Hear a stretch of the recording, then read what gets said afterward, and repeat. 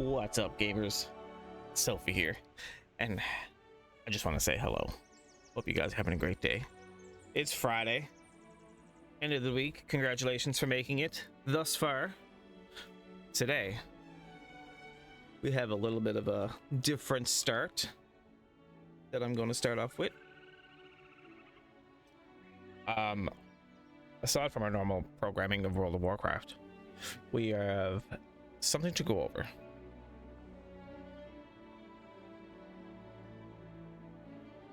Chrono Odyssey has released a new channel in their Discord, which is the Chrono Odyssey developer notes. And just today, they released a full breakdown of everything that they're going over from the closed beta test one. Now, I did think about it. I was thinking about doing a reaction video to Chrono Odyssey and the CBT one, but as the days went on and the weeks went on, let's face it, there have been so many videos come out slamming CBT one. This is bad, that's bad, why did they do this? And then as each day went on, it was like regurgitation of every single thing that the previous person put out in just different words. And then you had people defending it and blah, blah, blah. And at the end of the day, guys, they're developers. They're going to do what they got to do. They're going to make changes. And guess what? They did just that. They did just that. Is it this one? No, it's this one. This is the one that I wanted to show you. So here we go, one take. That's all we're doing. There's gonna be mistakes. There's gonna be words that I can't pronounce, but you know what? That's fine. We're all here to learn and to read. But anyway, let's get into it, guys. Developers' notes.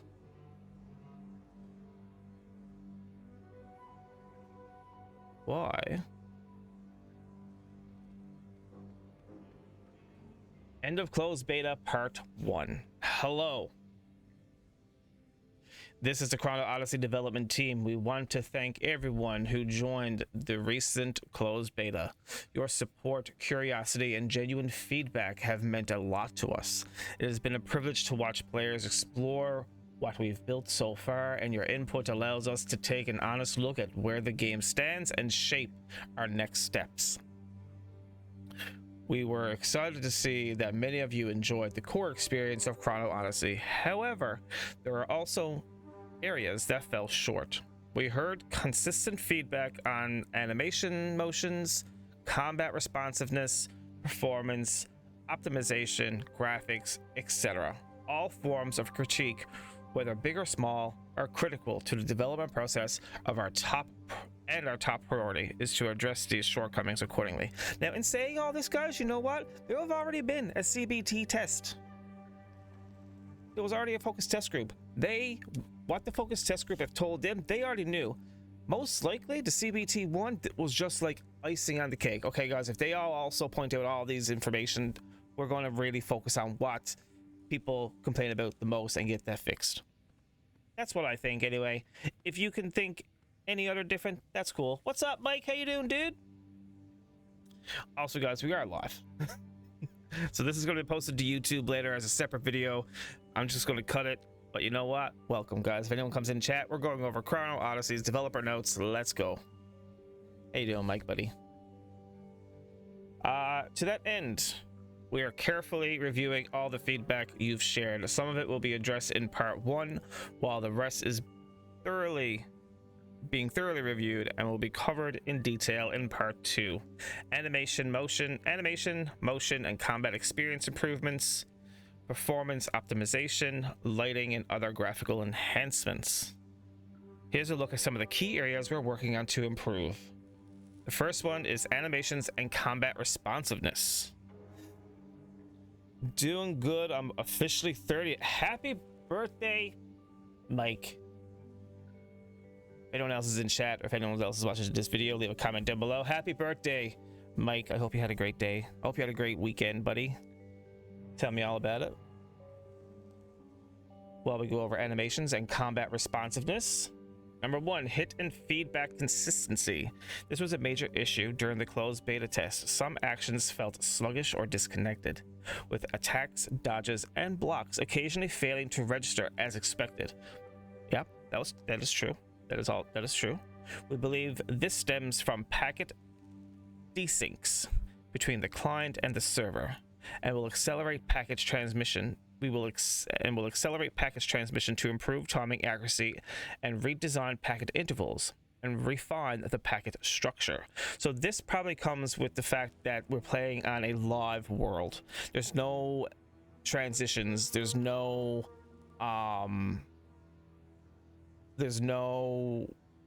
loading screens. It's a seamless open world. So I can see how that can happen in what they're saying.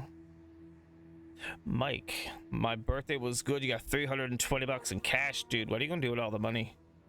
What are you gonna buy me? I would love a large coffee. Just black. And maybe a donut. Actually, a muffin. Give me a chocolate chip muffin. Number 2, class weapons. While each class has a wide range of abilities, we will be introducing a new system called the Matrix. In the next test, to give each weapon a more distinct identity, the system will allow you to choose from 4 progression paths per weapon, 12 in total. Each class has 3 weapons. We aim to diversify skill usage of each weapon based on the progression path. Even if 2 players are using the same weapon, their primary skills may differ. The same skill can also produce different results depending on builds. Our goal is a wide range of playstyles. Whether you are focusing on chaining skills, switching between weapons, or exploring other tactical options, farming will become more dynamic and players will need to find gear with stats that match their playstyle. With added playstyles, we're creating new animations to ensure each weapon feels distinct and expressive in combat. This is cool. This is kind of cool. So they're expanding on. I thought the combat was great, to be honest. It could use some polish and a bit of work, and they're working on it, but they're working on it more than what I would expect. This is awesome. GG, Chrono. GG. Number 3, camera. We are fixing an issue with the camera angle affects visibility.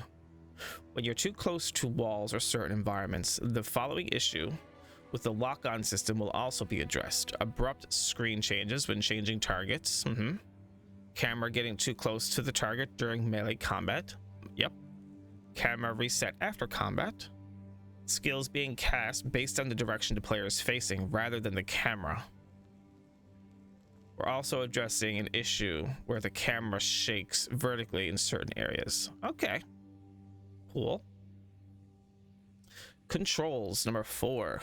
To enhance overall feel of combat, we are redesigning hit reactions by increasing the reaction duration from 1 to 2.4 seconds.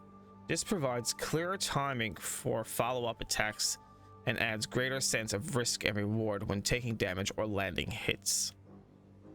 Okay, we're redesigning hit reaction by increasing the reaction duration. So you, instead of when you get hit, your reaction is only 1 second, but now when you get hit, or when you get hit or when the enemy gets hit?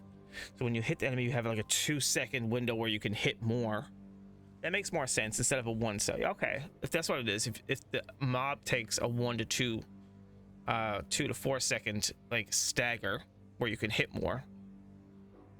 That's cool. That's a good change. We're also reviewing and fixing unnatural character movements and collision inconsistencies that cause characters to appear as if floating. I mean, that's just graphical stuff. That's cool. Good job. We will give that a heart. And that. Because, good job. Performance and optimization. I never had too much performance-wise issues with the game. I didn't play on like ultra graphics or anything, but me and my friend Ryan, we did play around with our graphics where we lowered stuff down, higher stuff, make stuff on max. Overall, we never had a bad experience in terms of the game running. Graphically, it was more on the graphical side of things, but they are going over GPU and rendering overload. We are restructuring how assets are rendered to reduce GPU load and improve real-time performance. High-resolution nanite geometry will only be applied where necessary, while frequently repeating assets will rely on instanced static mesh, ISM. Oh god. Or hierarchical instant static mesh, whatever that is.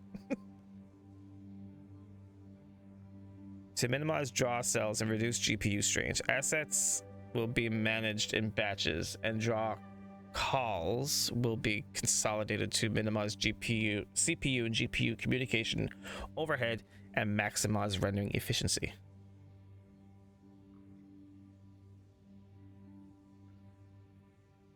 I want to say hierarchical. Hierarchical? Probably not. It's probably not what it is.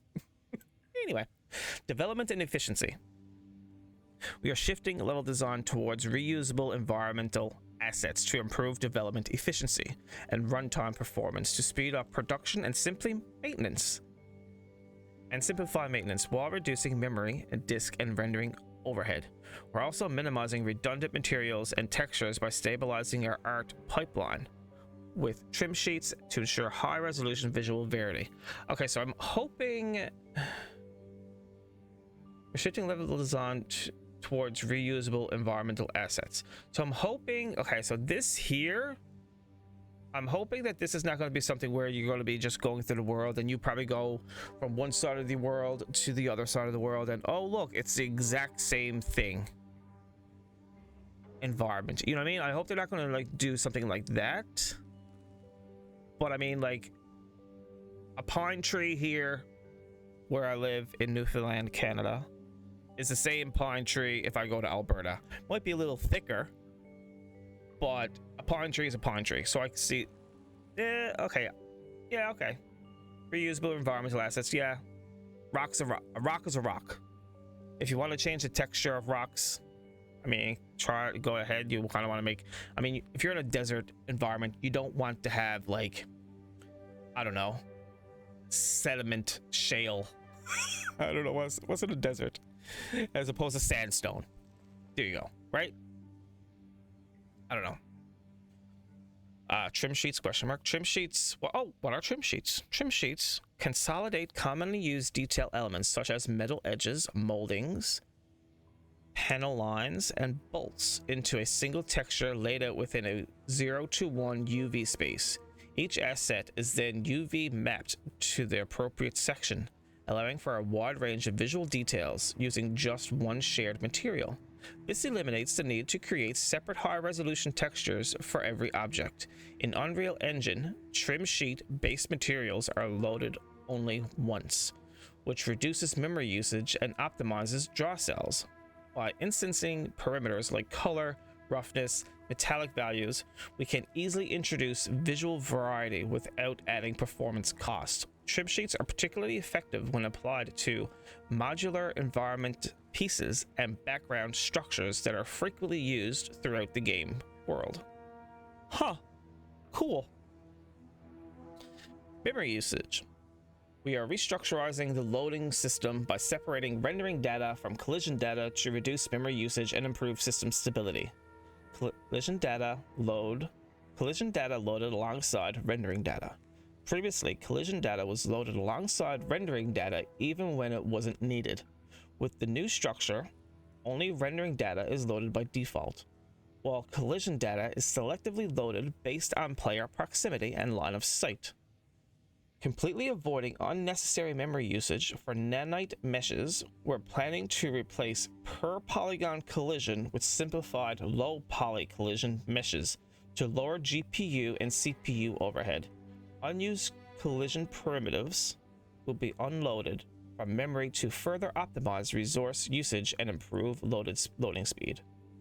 Okay, this is actually pretty cool that they are,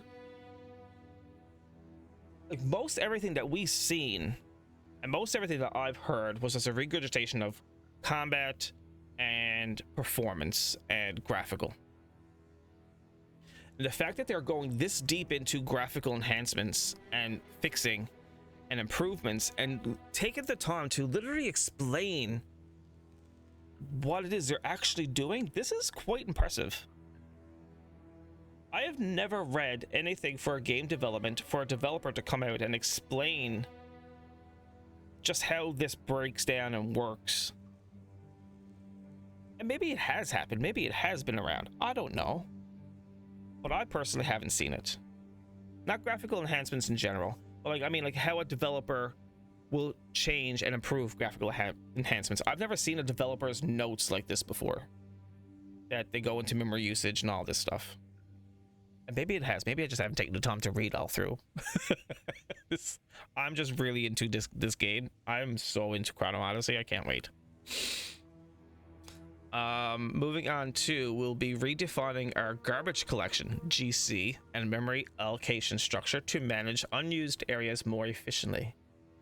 Unused cells and actors within the world partition system will be automatically unloaded, and the garbage collected timing will be also adjusted to remove unnecessary references more quickly. Resources will be managed based on their data layer state, with only active layers remain loaded, while assets in inactive layers are prevented from loading altogether. This ensures that only relevant assets consume memory, resulting in better performance and system stability. So does this mean, like, I guess maybe areas that they're noticing are not getting explored a whole lot, or people aren't really going there a whole lot, it's not going to be like, you know what I mean? Not going to be like graphically enhanced until you actually go there, until someone's actually in the area, then it will activate. I don't know if that's how that works, but stable performance across various specs. We'll be designing a dynamic loading system that adjusts based on the player's hardware. High-end systems for broader areas and higher quality assets, lower-end systems for nearby cell and lower resolution assets. This ensures a balanced experience between performance and visual quality, regardless of system specs. Oh, that's cool. Give you guys a little heart on that one. I don't know if any of you guys, I gotta take a drink. My throat's already dried out. I don't know if this really interests any of you guys or anyone who's going to be watching the video later on. Since we're taking a little moment, if you guys can like, subscribe, and comment on the video, it'd be much appreciated. Mike, have you ever had bison steak before? No, I've never had bison before. Never had bison before. Number 3, graphics, rendering efficiency. This was a problem. We will be reducing unnecessary calculations and streamlining the rendering pipeline without compromising visual quality. Good. Redundant material shaders will be consolidated into unified master materials managed entirely through instance perimeters. By improving ocean surface shaders and wave rendering, we aim to enhance realism while minimizing GPU load. To further optimize performance, we're also reducing reliance on world position offset, vertex animation, simplifying material functions, and replacing screen space reflections with a mix of cube map reflections to achieve better balance between visual quality and performance.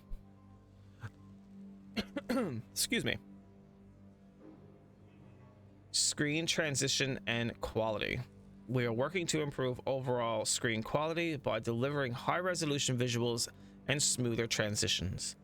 By adjusting and migrating our temporal super resolution setting, we'll be reducing motion blur and ghosting artifacts. Motion blur? First thing I look for in a game, no joke, is fucking motion blur. That feels gross. I've never played a game where motion blur feels good. That's the kind of restaurant that I went to when I was a place served bison and beef. Nice. I've heard bison is actually pretty tasty, to be honest. What is temporal super resolution? This update also enhances image clarity and frame stability compared to traditional temporal anti-aligning. Oh my god. I'm just gonna skip. Additionally, we're adding support for DLS, NVIDIA, and FSR AMD to enhance both performance and visual quality. This is good. Adding both support for DLS and FSR AMD. That's actually really good for both video cards. Upscaling option will be available on compatible graphic cards to ensure players get the most out of their hardware. I don't think DLS was actually was in the CBT one. I don't think this was there. Lighting. We're working on reduce unnecessary lighting calculations by removing unused lights and limiting the excessive use of stationary and movable lights. We're also transitioning a cluster-based light manager system to reduce rendering costs, light overlap, and shading complexity, resulting in more efficient rendering. To improve overall quality of lighting, we are standardizing exposure values and redefining the priority and range of key lights to improve contrast fidelity and maintain consistent exposure across the scene. The lighting was probably the most jarring thing. Out of my full experience of Chrono Odyssey, the combat, yes, was a little janky, but it was playable. I enjoyed it. Questing was fun. Crafting was fun. The graphical things, fixable. The most jarring thing for me was the lighting and the reflex. Like when you would look at water and I would squint because it would be so bright. I would not be able to see. So this is a big thing. Please note that this update includes a number of technical terms. We've done our best to explain things clearly, and we appreciate your understanding and focus on sharing our development plans as transparently as possible. Part 2 will be a closer look at what's ahead. In addition to the areas we've already covered, we'll continue improving combat systems, technical stability, graphics, and animations. We'll also be addressing new topics such as sound, UI, gameplay flexibility, in-game guidance, balance, content flow, progression, replayability, social features, narrative, server stability, and bug fixes. This is a big list. They are on the ball. UI didn't find terrible, wasn't horrible. It is very much like another game for a lot of the icons and stuff, which I think they're going to be changing. Flexibility in-game guidance. I see the kind of exploration that they wanted to go with is kind of like, I guess, Skyrim. I think now correct me if I'm wrong in the comments or in chat, but Skyrim don't have a clear view of where to go. I think it's kind of like you go into the world and you explore, you go to town, you help people, and Chrono Odyssey kind of has a free range of explore and do what you want to do, but it has a base storyline. It says your role is to go to these chrono gates and to close the chrono gates. But it doesn't, like, you can literally go from one chrono gate to the next in the story, but you're not going to be strong enough. So then you have to go out and explore, go to towns, come across dynamic events, come across open quest areas, and you're going to have to either gather or do quests, make yourself stronger. Then you can go ahead and try the chrono gate that's next in your storyline.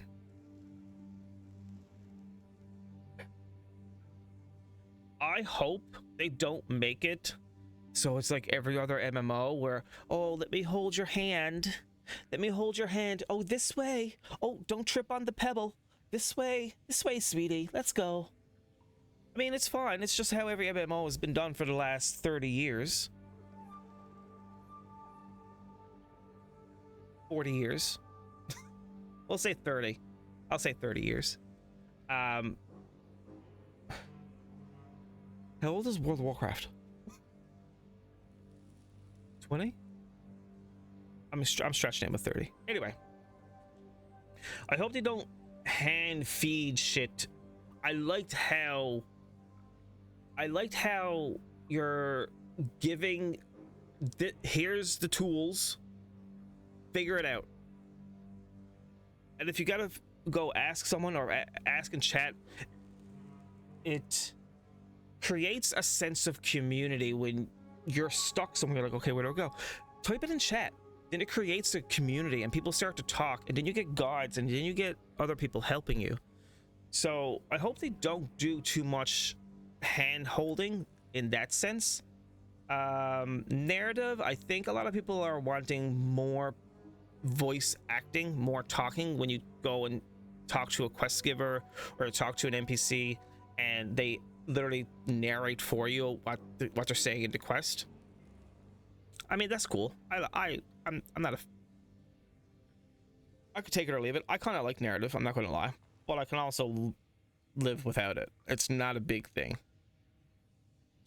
We don't plan on rushing ahead without first getting these things right. We want the next version of Chrono Odyssey to reflect all the hard work and honest feedback that have gone into this process. Our focus remains on quality and delivering a more polished, complete experience. Stay tuned for more detail as always. We look forward to hearing your feedback. Thank you again for being part of this journey.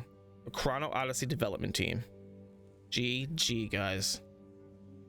GG. Good job. Chrono Odyssey coming in with, like, you can't ask for more. Twitch has been a streaming platform for 14 years, ever since Twitch took over back when the platform used to be called Justin TV. Oh my god, I remember when it was called Justin TV. It's crazy. So guys, that's it for Chrono Odyssey. While we're going over for the developers notes, if you guys watched until the end of the video that I'm going to be posting on YouTube, please like, follow, subscribe, comment down below. It helps the channel grow for YouTube, so I appreciate you guys. We're going to get into World of Warcraft.